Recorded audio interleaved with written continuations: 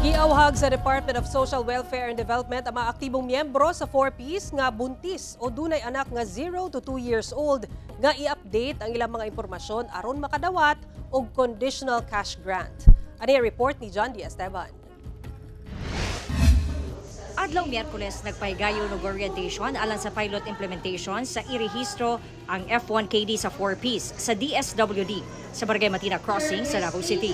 Ang irehistro ang F1KD sa 4Ps usa ka digital platform alang sa mga benepisyaryo sa 4Ps nga 18 years old pataas nga buntis o adunay 0 to 2 years old nga anak. Aron sila na mismo og mas paspas ma-update ilahang impormasyon sa Pantawid Pamilya Information System o PPIS.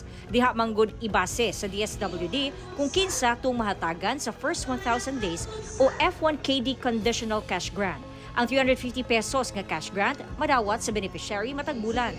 We are trying to build this culture of health-seeking behavior, no? Ug makita nila importansya sa pag-avail sa mga nutritional and health services nga importante kini sa foundational development sila mga anak. Ang inahang si Erlinda Mauring, uban ang iyang 5 kabulang anak, bitambong gyud sa orientation aron masayod kung paunsa ma-update ang iyang impormasyon sa PPIS kay dako daw ang matabang sa maong cash grant, labi pa nga dili pa igo ang sweldo sa iyang bana nga usa ka laborer aron mabuhi ang iyang 6 ka anak.